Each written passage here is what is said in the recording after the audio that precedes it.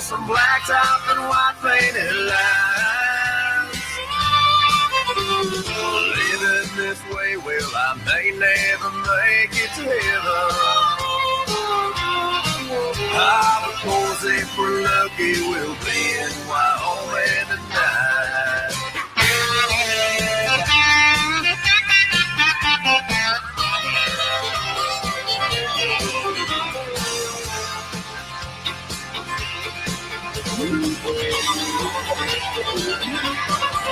I've been living on rodeo, cold beer, and old Copenhagen.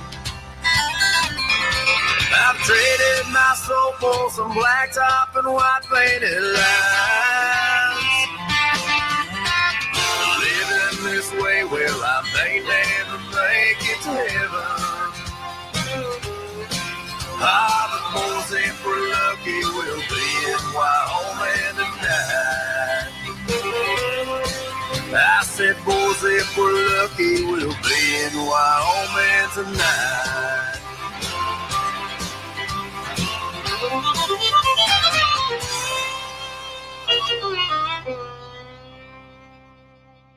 Rapid Fire Radio.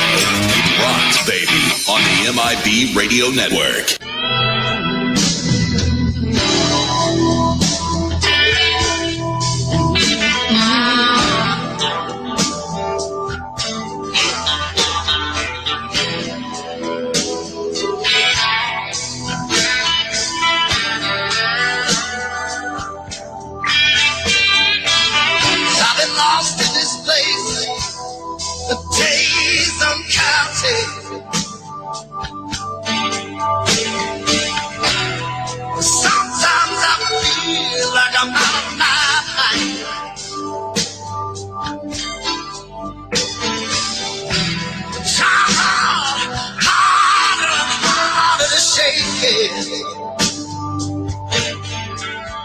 Just when I think I understand, I've used the master plan, and I get lost in the dream. I get lost in the dream. I've been up all night drinking and thinking. What's up, everybody? Frank Slauson here. Hope you guys are enjoying the music. Hope everybody gets a big crowd. Hopefully we get a big crowd of people here tonight, because this is a very special episode of the Black Hills Blues. So keep locked here. We'll be with you in just a little more. In just a few actually. And I stay lost in the blue. Lost in the blue.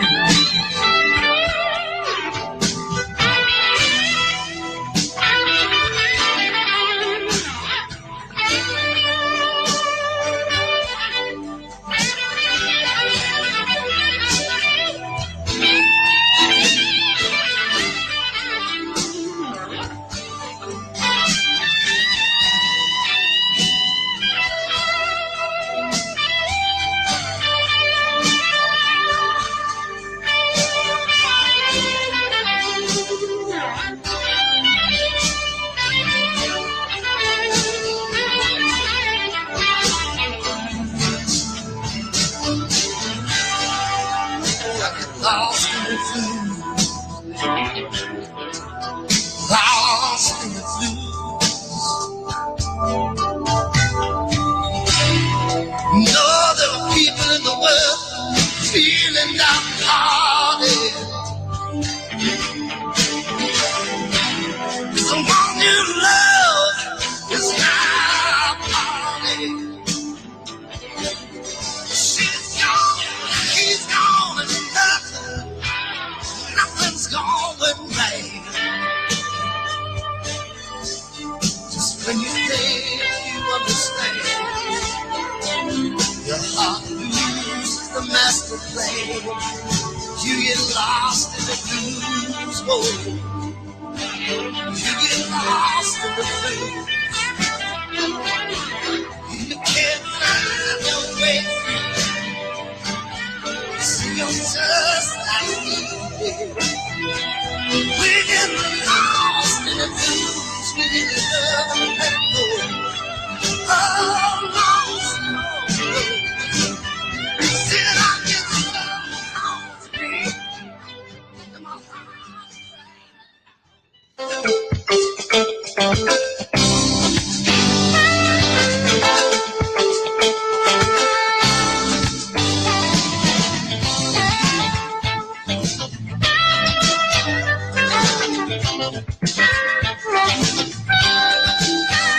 She's my power, she's my strength, and my tower. She's my weakness in my soul. She's my loss of control. She's the promise I left broken. She's the words I left unspoken. She's my blue devil. She's a rainbow. She's my blue devil. She's everywhere I go. She's the one I'm counting on. And I'll be counting with no regrets. And I'm craving for her love. Like it was my last cigarette. And she brings me peace of mind. With the love that's hard to find. She's my blue devil. She's a rainbow. She's my blue devil. She's everywhere I go. She's like a child that's crying sad. Or smooth talking that can't be had. She's like a flower that's near closed. Yet she's my summer. Yet she's my summer rose. She's my blue heaven.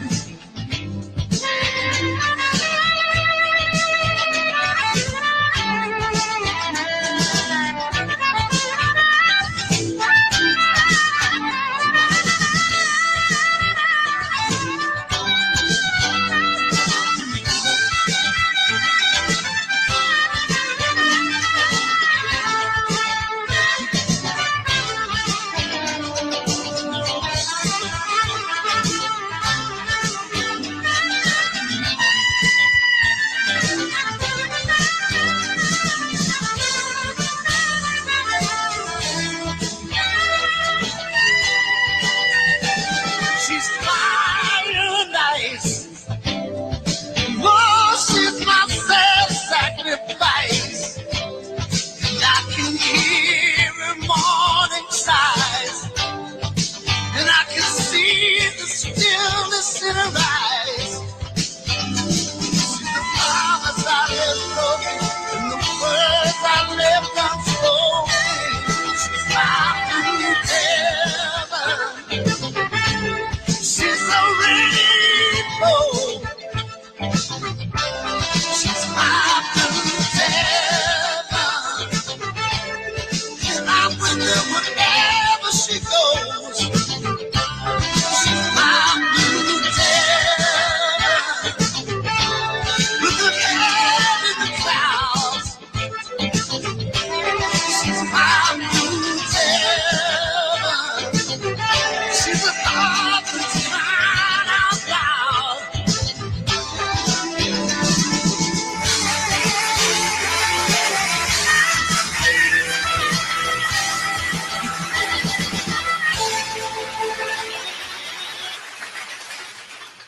Yeah, there you go. Hey, what's up, everybody? It's Frankie Slauson here, and welcome to another great edition of Black Hills Blues. Episode number 22 of season 2. Can you believe that? Now, can everybody hear me all right? I want to make sure that, raise hands or just, just, give me a thumbs up if you can hear at least. So that will confirm that everybody that can hear me, or should hear me anyway. And then I will know. Anyway, we are here. It is Black Hills Blues, Season 2, Episode number 22. I can't believe I've had 21 other guests already on this season. And we're still going to keep the new interviews going for a little bit longer. I was going to end them here soon, but I think May will probably be the last month of new interviews for now, for this season. But then again, you never know. I mean, I'm kind of humbled by everybody that has been on, and I just want to, if you've been on the show before and you know what's up, I just want to say thank you. You know, I mean, it's just been, I don't know, it's just been great, Okay, Uncle Todd here. What is you? Yeah, I hear you, Uncle Todd, but I think you should take care of that because it's your stuff. It's not my stuff. You know, if I left it there, I would be responsible for my stuff. You know, so I think you should.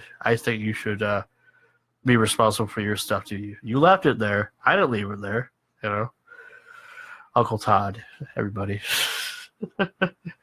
So anywho, welcome to Black Hills Blues. I am your host with the most, Frankie Slauson, here on Rapid Fire Radio, on Rapid Fire, streaming also on rapidfire.caster.fm. And today is one of those days where, well, I was just got done. I'm still watching the WWE pay-per-view, the Greatest Royal Rumble, which has been a very long and enduring pay-per-view for anybody that owns a network. I'm sure you guys know what I mean. It's been a long and grueling. The last match now is the Royal Rumble, but I had to pause that because they're doing this. So today we are going to be doing a tribute, actually part 2. If you go back last year to season 1, we did a tribute to Doug Maynard, and he's a well-known Minnesota, especially more southern Minnesota blues man who passed away way back in the 90s, and but had a great voice and did a lot for the music industry. We had Larry Wiegand from Crow as my guest, and we did a whole hour's worth of chatting about the life and legacy of Doug. And it's just one of those things. It's kind of I wish I would have got to know the guy, because I think he's the type of guy who I would have definitely loved to talk to and meet if I would have had the chance. But growing up in northern Minnesota, the fields are a little bit different from northern Minnesota to southern Minnesota. Southern Minnesota, you have all these bands that come, from all over Minnesota, but southern Minnesota is like where it's at. Everybody, there's a big blues scene and there's sort of Prince and all that stuff. Everybody knows southern Minnesota, but northern Minnesota, a lot of the stuff I didn't know, until later on in life, until I was growing up, and my father told me most of these things, even about Crow and everything, and and now I'm friends with one of the members of Crow and all that. So, and they're actually coming up to Deadwood here in September as part of the Deadwood Jam. So I'm actually looking forward to that, and I think we're going to be planning something big now that I know I have a future here in South Dakota for a little while longer. But that's another story for another time.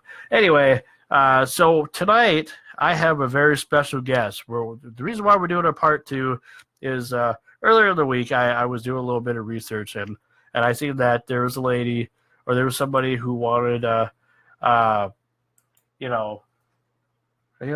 to put the link on his site. Okay, yeah, let him do it. Sure, I'm gonna just say sure. Do it. All right. Anyway, we are going to be talking to his sister, one of Doug's sisters. I don't know how many sisters he has, but this one is named Janelle, and she was kind of looking for somebody to do a tribute to Doug. And I sent her a link to the stuff that I'd done, and then we hooked up. I know that she was kind of looking for somebody to do a tribute, like a show, like a music tribute, which I think they're going to be working on here soon. And, I tell you, I'm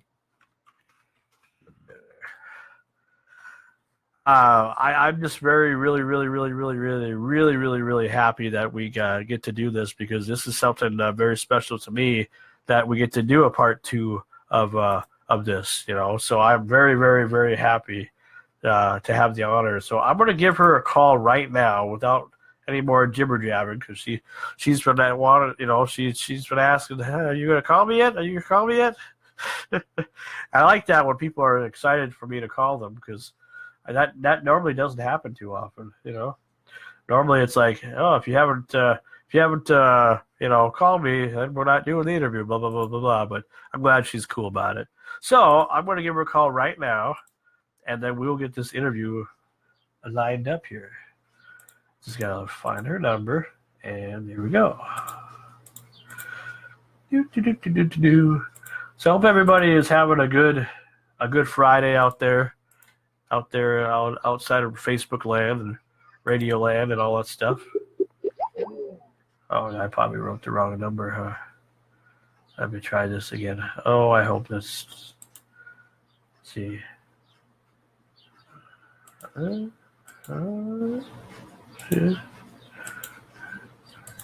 2 1 3 4 8. There we go. I probably wrote the wrong number in the first one, but this should be exciting, though. I'm looking forward to this.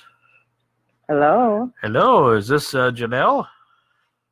Yes, it is. Hey, welcome to Black Hills Blues there, Janelle. And I know you've been waiting for me to get a hold of you, and I finally did. I'm glad that you definitely are looking forward to being interviewed by me. I don't know if this happens too often to you. It probably don't, or not as much as you probably expect or whatever. But I'm very honored to have you on the show. Oh, thank you so much. I appreciate it. Yeah, and it's just an honor, because I know you were looking for somebody to do a tribute, and of course I think what you were talking more is a tribute to to your brother, like in an actual show, I believe, right? Like a musical performance.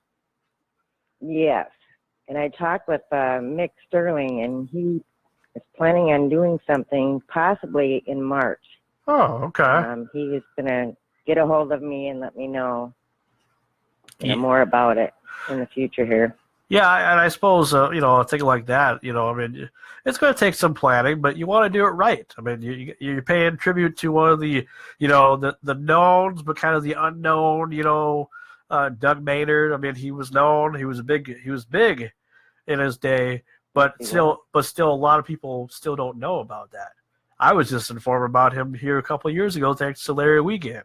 When I met him a couple of years ago when he came to Deadwood, I had no idea who Doug was. Yeah, that was a really, really nice interview. Oh yeah, I'm glad you liked that. It was just a solid tribute, and I tell you what, we would have probably, if I would have met you on Facebook back then, I would have definitely invited you to be a part of it. I tried to ask Larry if he knew of anybody else that would be willing to come on the show at that time too, and he didn't really think of anybody at the time, so it was just him and I. So we tried to do the best that we could anyway. Yeah, it was great. Well, I'm glad you enjoyed that. I really appreciated it. Yeah, I mean, well, I'm sorry. That's okay. I'm just glad that we're able to do this, and a lot of the people who are listening today on Facebook and the Rapid Fire stream, I mean, this is what we need to do. We need to pay tribute, to people who definitely deserve it. And I don't care if I got to do a 10-part tribute to your brother. I enjoy his music. Ever since I was first discovered about it back in 2016 by Mr. Larry Wiegand from Crow, he gave me a CD that had a track on that was from the Lots of the Blues album, and I enjoyed it, and I wanted to know more. And so I did my research like anybody else would, and try to find as many tracks as I could. Couldn't really find a whole lot, but thanks to Spotify really helped me in completing that search, at least for what they offered. Yes. But you... He just was amazing singer. I mean... Yeah. I wish more people would have known about him. And he was a terrific brother. I mean, I loved him dearly. And for he was really good to me. Oh yeah. Well, as any brother should be, they should always be brothers and sisters should always find peace and common ground no matter what, in any situation. I've learned that from my own experiences, growing up, my sister and I, didn't really see eye to eye a lot. I was more my brother and I were more like, best friends or whatever, but then as we got older, my sister and I just, we accepted each other more. So, I mean, it's definitely, I can definitely understand. But, and we, we had a lot in common as far as music. Growing up, we grew up in the church singing gospel. And just from there, he went his separate way into the blues, and I went into the country. And a little bit of rock and roll. I had a band called ESP for 2 years in the Twin Cities. And we traveled just around the Twin Cities area and, some of the outskirt towns. And I really enjoyed that. Yeah, I was seeing some of those photos on your Facebook page when after you accepted my friend request. I looked at some of those photos and I was just like, man, that's way back in the day. That's like 30 years ago or so. Right. Everybody dressed pretty cool and everything like that, and it didn't take much to look good in those days. Right. I wish I still looked like that. You probably still do. But I suppose for you, you probably, do you have a lot of or do you own a lot of Doug's music as far as the stuff that he had and maybe some old tapes and stuff like that? No, unfortunately, somebody stole all my stuff several years ago. And recently, a lady contacted me and said there was an album of his in the Twin Cities. So I had his son, Andrew, go and get it for me, and he just sent it to me for my birthday. Oh, wow. So that was pretty awesome. And which album was it? Was it the Lost and Blues album? Yes. Okay. Yeah, that's a good album. I like that part. That's my favorite out of the two that I was able to find. Yeah, I love Lost in the Blues. Yeah, I mean, and that's the thing about it. A lot of people probably don't know about Doug's his legacy and stuff. A lot of people that are big city Minnesota twin, not Minnesota twin, but just in the cities, that more the southern Minnesota area. Because I grew up in northern Minnesota, and northern Minnesota and southern Minnesota are two different areas, even though it's the same state. I mean, we all love music and stuff like that. I mean, but it's like to know about your roots or your Minnesota roots. It's like more northern Minnesota. It's like if you want to be a farmer or a teacher or something like that, then you're highly respected in that field. In that area, but if you want to be a musician, it's like you have to go southern Minnesota if you want to kind of make a name for yourself or whatever. It seemed like back in the day. Exactly. Because Minnesota or Minneapolis is the hot spot. Yeah. For most of the music. Yeah, definitely. It seems like it was. Are you familiar with the place called Wilepski's Blues Saloon? Yes. Mm-hmm. And I have never been there. I just recently just heard about it and whatnot. What's that place like? It's awesome. I mean, you would love it. Really good musicians play out of there. Did Doug ever play over there at all? No, I don't know if he did or not. Because I'm not real sure, to be honest with you. It's, hard to say. Yeah, well, I suppose. Sure he did. Well, has this place been around for a long time? I mean, for many years? That I don't know. See, I left when I was 15 for the summer, and then I came back for the winter, and our mom passed away. Okay. From pancreatic cancer. So from there I went to South Carolina. So I didn't get back into the Twin Cities until the early 80s. Oh, wow. So, and then, shortly after I got my band together, and we mostly played the dry bars, like Serenity Sam's and The Alternative and things like that. Sure. And, just a few of the bars, but so I didn't really get out much. I worked for a law firm, and then I did music at night, so there's not too many that I know of. Okay. And I did go see him at, like the Caboose and Whiskey Junction and, places like that as much as I could. Sure. Yeah. Well, I mean, and I suppose, because back in those days, there were a lot of hot spots. If you were a Minnesota musician, or even if you weren't, there's a lot of. I've heard of First Avenue before, but I've never been there because I'm not really. I've only been in the cities a few times, so I don't know where all those hot spots are located now in the cities. But it would be kind of fun to just check them out, sometime. Yeah, you would get a kick out of it. They got some amazing places with amazing music, all in Twin Cities, Minneapolis area, especially. Sure.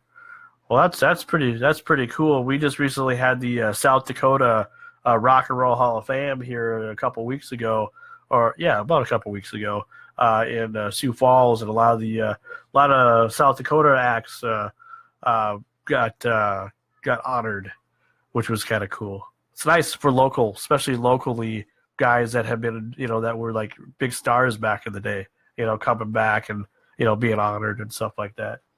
Yeah, that's great. Doug was honored. He was inducted into the Minnesota Hall of Fame just a few years ago. Unfortunately, I didn't know at the time that he was being inducted, so I missed it. But his son, Andrew, was lucky enough to be present for that, and I was happy that he got to be there for that. Did Andrew got to induct him, kind of, or give like a little speech or whatever about him, or whatnot? Yeah, he got the award and everything, and he has it in his living room, proud and present, with pictures of his dad. So. Oh, that's cool. It's so nice. Yeah.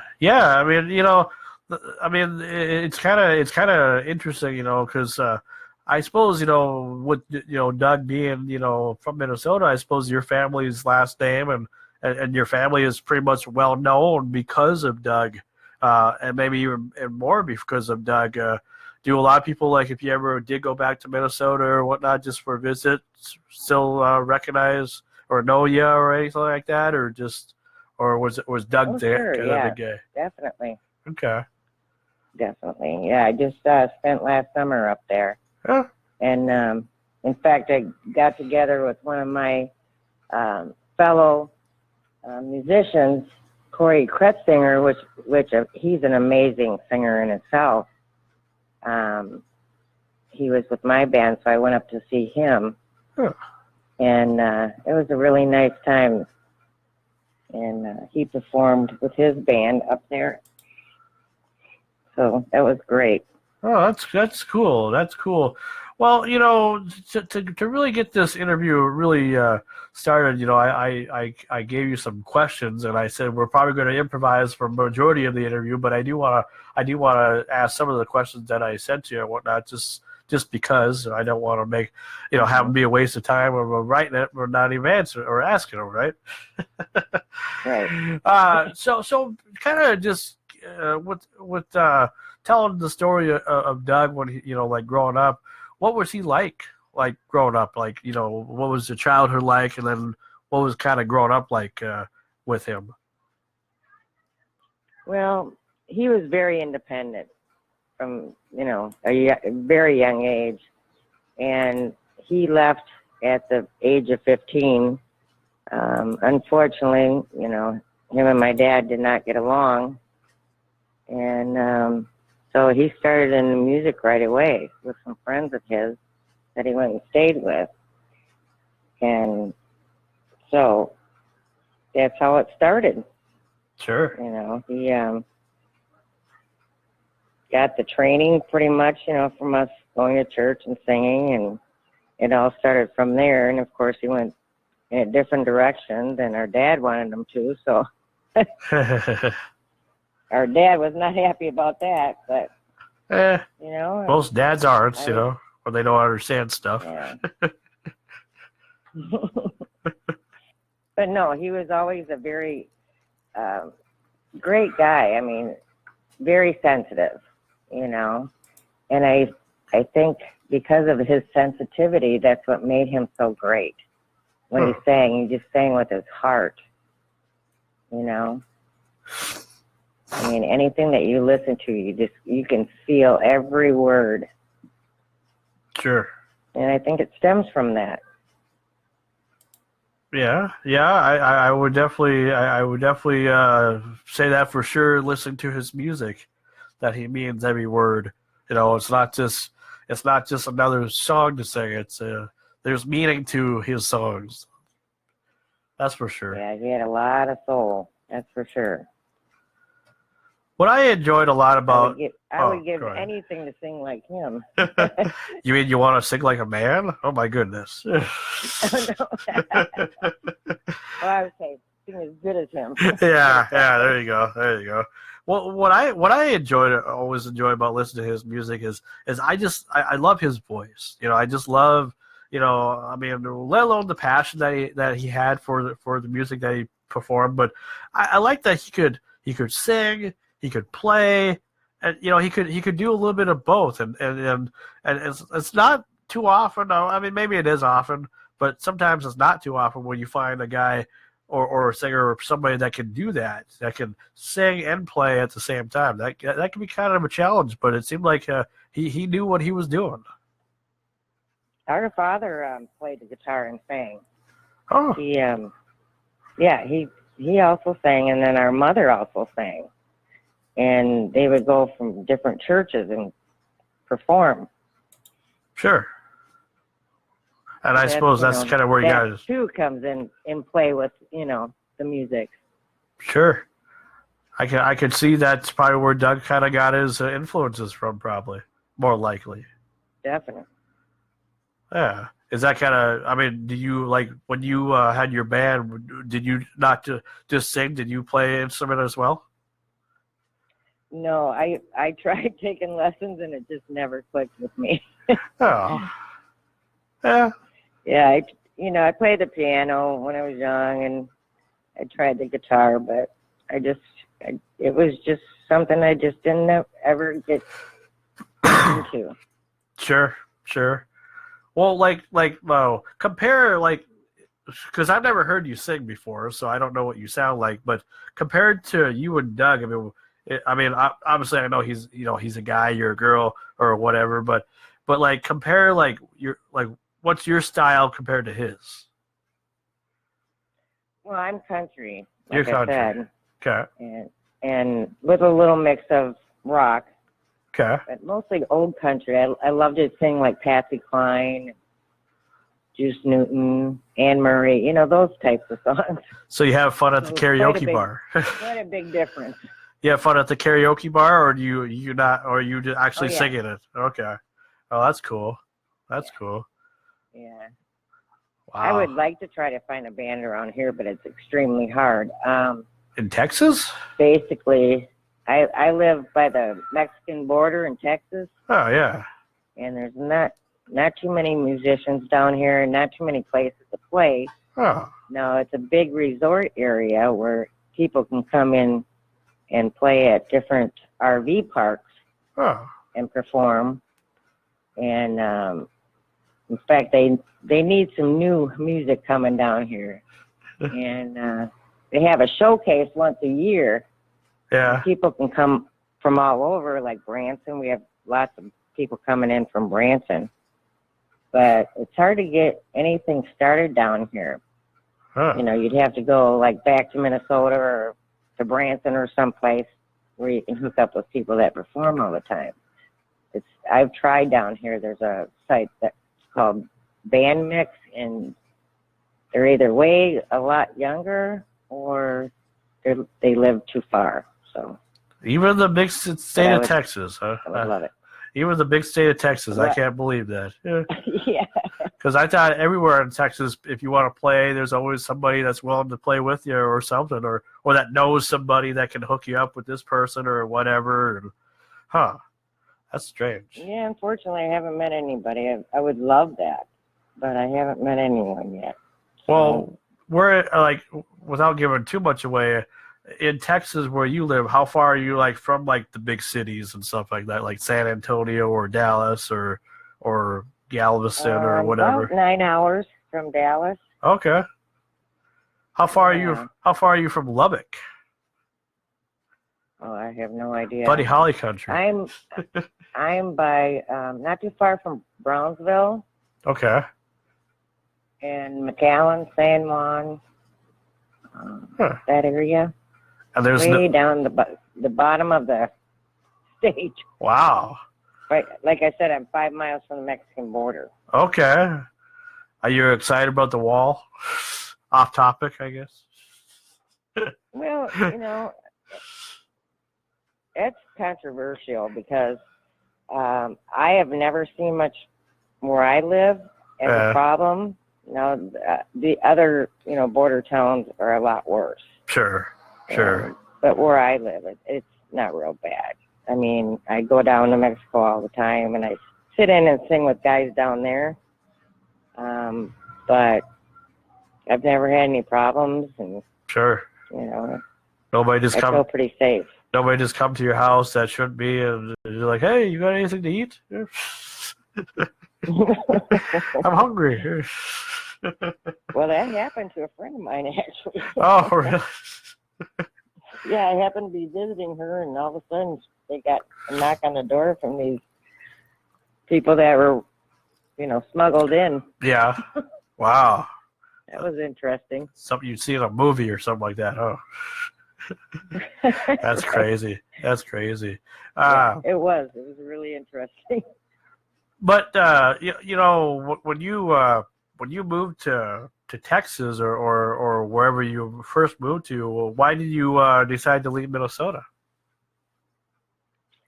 I had gone through a divorce, and I just needed, a change.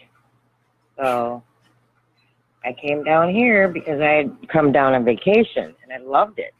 I mean, the Rio Grande Valley is an amazing place. And it's very inexpensive to live, and there's always something to do. A lot of fun. A lot of music to hear from, like I said, performers of Branson and sure, different people that come from all over. Yeah, it's great.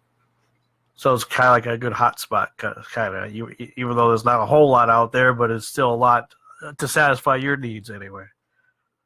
Well, they call them winter Texans. They come up from Canada and northern Minnesota and Michigan and South Dakota and everything, and they all come down here for the winter. Sure. So it's one big party. Oh yeah. For the whole winter, and then now everybody's gone, so it's kind of a ghost town. But it's really nice. Did Doug ever come up and visit with you at all? I suppose back in the day. Before he passed. At the time, the last time I saw him was right before he passed away, and I was living in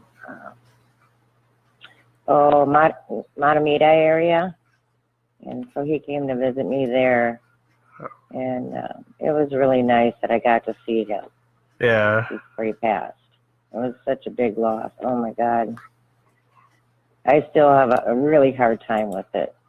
Well, I suppose. I mean, they always say you never get over it. I mean, I've lost relatives and friends and all that, and it's something that, I mean, you want to try to find peace with it, but it's not, it's something that follows everybody because, when you lose somebody, especially the people that were special to you and all that, it's like, that's why you kind of always ask yourself, well, what could we have done differently?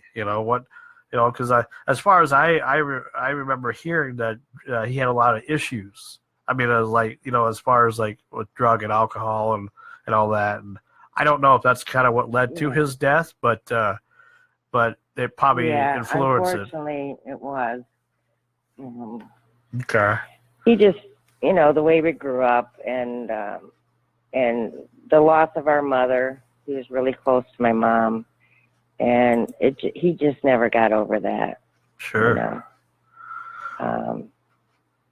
It was, and his way of, I think, dealing with it was the drugs and alcohol, unfortunately, but, we all have our demons. Oh, yeah. Oh, yeah. And they he just, yeah. Yeah, he just could not ever get over it. So it wasn't just his stardom, because sometimes even when you're a celebrity in the eyes of the world, that can also take a lot of effect on you, depending on how you handle it. I don't think he ever felt he was good enough. Oh. Yeah. Just, from what conversations I've had with him, he just felt like he was never good enough. And I think that's if he wanted to please our dad, Oh, sure. Anything, and just felt like he let Dad down in a way.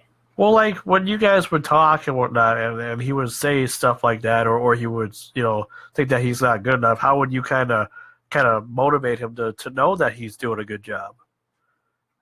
Well, I always told him, that I loved him and I was so proud of him, everything that he had ever done, and no matter what you could say to him, he just could not grasp that he was worth anything, Sure. or worth something. Yeah. It always tugged at him, and it was just unfortunate. Yeah. He really was something else. How old was Andrew when he passed? He was just about 4 or 5, I think. Oh, okay. So maybe he's around my age. Is he about? Because I'm 34 right now. Is he probably in his 30s by now? Yeah, around that. Okay. I suppose he always asked a lot of questions. I suppose he probably asked a lot of questions to you and his mom and all that. I suppose of, why did Dad have to go so soon? Before I even really got to know him and all that stuff. No, he's never really talked to me much about it. I think it's hard for him, I'm sure him and his mom have had conversations, but sure. We did spend some time last summer together, and it was really awesome. We went out to hear some music and just had a really nice time together. Does he kind of remind you of Doug? Does he kind of look like him at all, or? Oh yes, definitely. Okay. Yeah. He's a sweet man. Yeah. So it's almost like, you got a little, it's like you're hanging out with his son, your nephew, but it also feels like you kind of still hang out with Doug kind of too, if and I suppose that kind of helps a little bit, with everything. Yeah. Well, Andrew and I haven't seen much of each other because I've traveled and lived all over the United States. So I hadn't seen him for quite some time. So it was really nice getting with him. Oh, sure. Wow. Well, that is nice, and it's nice that you get a chance to do that, and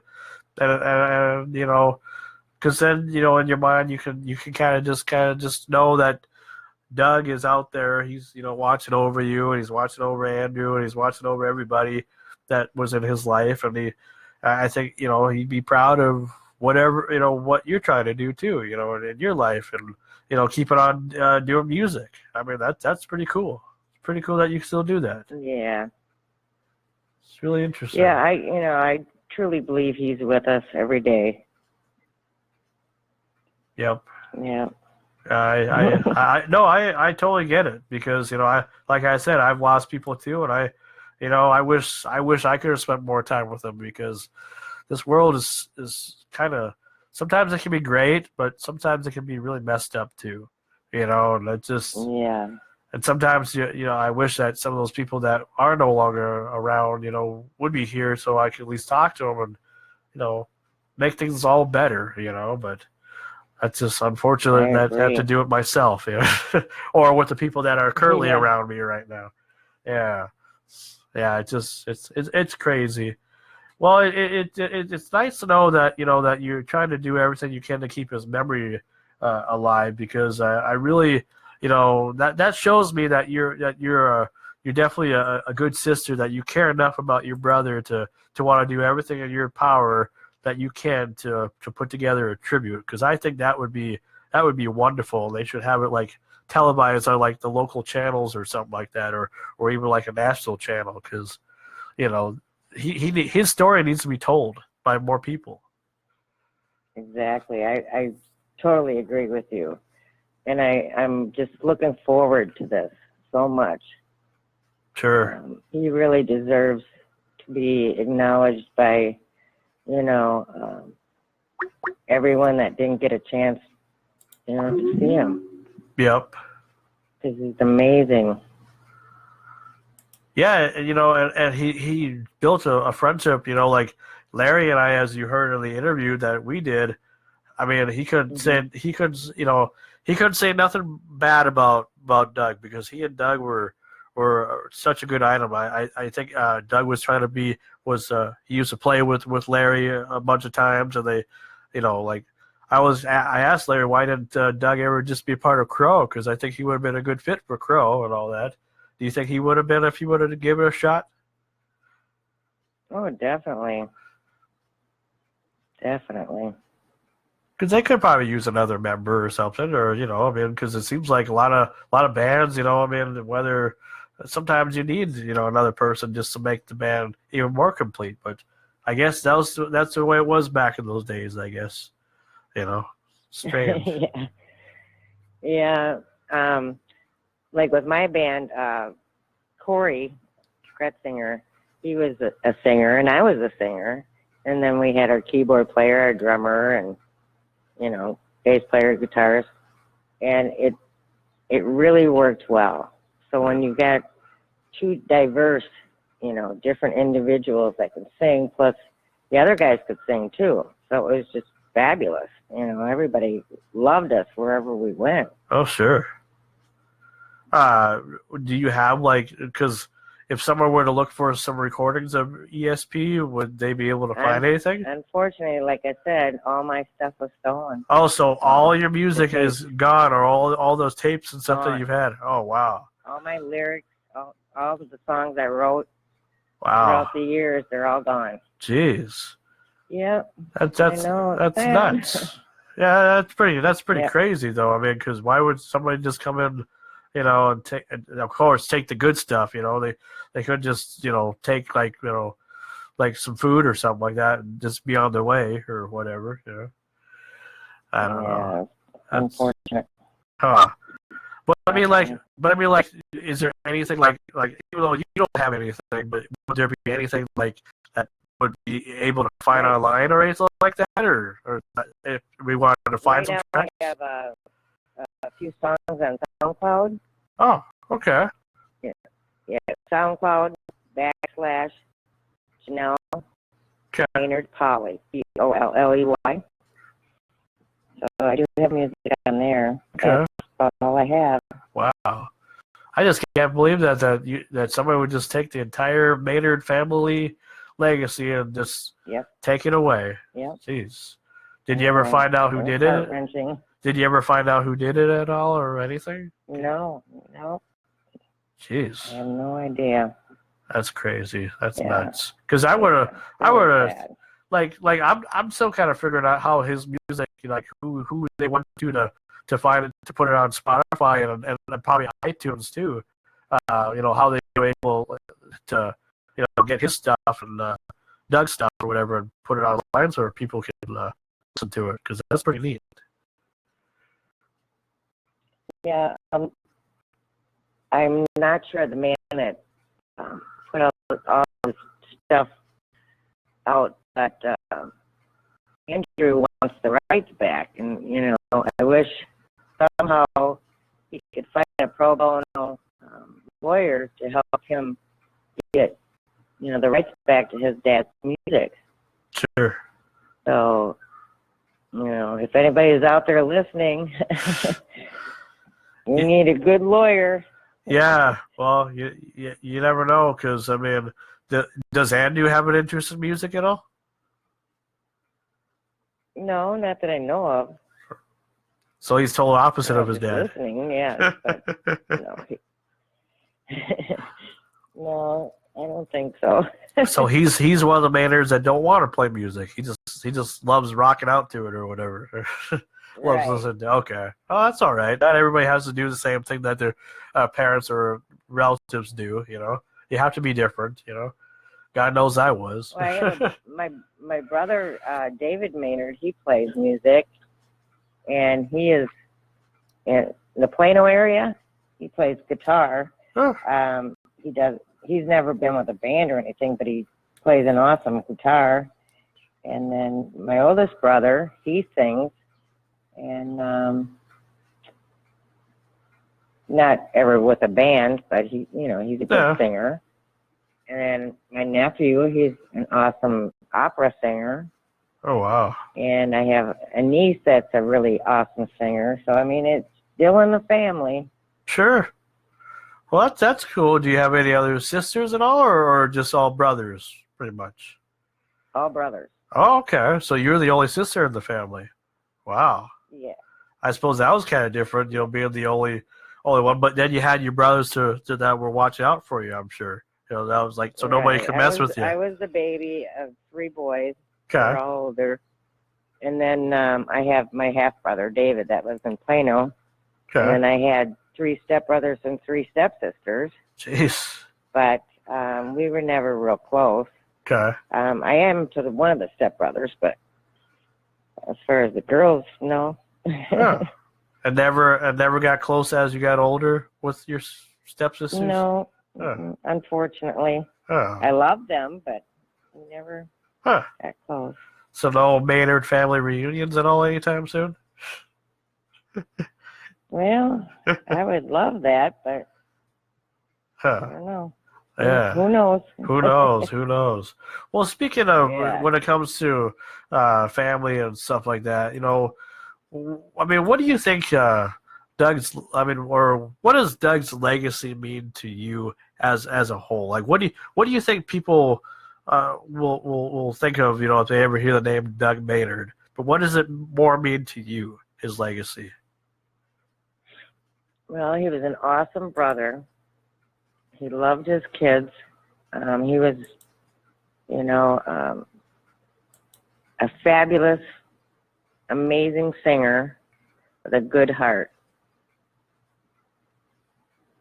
Sure. That's all it, you know, in a nutshell. I mean, he's just a really awesome guy. Yeah. Well, that's good. That sums up that question, because, you know, he definitely built a legacy, and like I said, you know, I wish more people paid more tributes, you know, to him, because, you know, I did it because I loved the guy's music, and I was blown away by just, you know, a good sound that was unique. It had that sound that, you know, everybody keeps saying, you know, I want that, I like that certain sound. Well, in his music, he got that, and it's just a sad that, you know, there isn't a whole lot out there that I could find. Maybe other people know where to find it, but there's not a whole lot of recordings out there to really do much, you know, other than what I found. Mary Jane Alm just posted on Facebook a song that her and Doug did, and it was just beautiful. Huh. So I will send that to you. Okay, sure. Maybe I've never heard it before, because I've always I never heard it before. If it's something brand new, it was wonderful to hear it.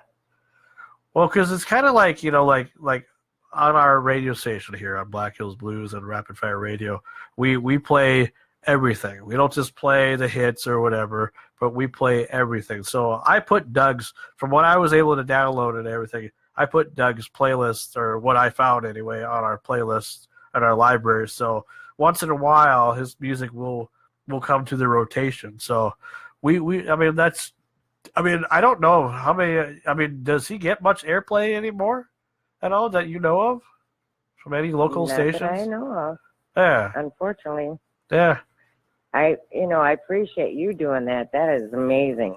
Well, you know. Bless you. That's amazing. That's what we do. I mean, that's, it separates us from everybody else because everybody else cares more about the hits and everything. They say that they're different, but they're not. We try to be the one station at least, Maybe there's other people that do this too, but the one independent radio station on the internet in the Black Hills that wants to give you something that everybody's afraid to give you, So. Oh, that's great. Yeah. So I just want you to know that. So anytime, Oh, thank you so much. So if somebody ever want to request a tune that I have, I have 10 songs of his. So, pretty much the album, the Lost of the Blues album, I put on MP3 and everything and just imported it into the playlist. So it's one of 45,000 tracks we have. So it's a lot of stuff, but thank you so much. Oh, you're welcome. And thank you just for being a part of this show, episode number 22 already of season 2 of Black Hills Blues. I'm just really happy that we were able to. Maybe one day we might actually physically be able to meet, but I'm just happy that we were able to make this work because, it's nice when you can be friends with somebody's family that had a big impact on something cool, like Doug had, with music. And I'm just happy that you agreed to be on the show and be a Facebook friend as well. And anytime you ever want to come back, if you feel you want have more stuff to say about Doug or whatever, you're more than welcome to. Well, thank you so much. I just feel so blessed and proud of him and proud of what he's done. I appreciate it. You're welcome, and thanks for being part of the Black Hills Blues. Janelle, have a good one. All right. Thank you so much. Yes. Bye-bye. Bye-bye. And there you go, ladies and gentlemen. That was Janelle Maynard and the sister of the late, great Doug Maynard. And that concludes our tribute, part 2 tribute anyway, to the life and times of the late, great Doug Maynard. And let's give our guests a round of applause there.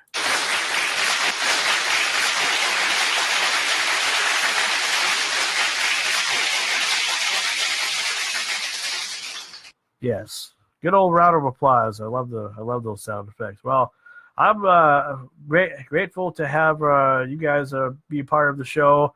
Everybody that's been a part of here: John Lutz, Robert Stolp, Byron Berger, Benji Emery, Taylor McLean, and everybody else that is here. I appreciate it. If you liked what you heard, if you loved what you heard, please give me a thumbs up, just for the hell of it. The likes don't really mean much, but at least it means that you guys liked what you heard and you want more of this stuff. And we're going to keep on going at least for the month of May. And then after May, unless I get a bigger guest for June or something like that, I want to kind of separate stuff a little bit, but we're going to air more on-demand episodes here pretty soon. I'm going to try to get back to doing 2 a week starting in May, starting probably next week. But this weekend, because it is the last weekend of April, I am going to be uploading episode number 7 of Black Hills Blues Season 2, and that will be with the Jay Willie Band. I had the pleasure of interviewing Jay Willie here a few months ago, and back in January, and now you'll be able to hear the on-demand recording.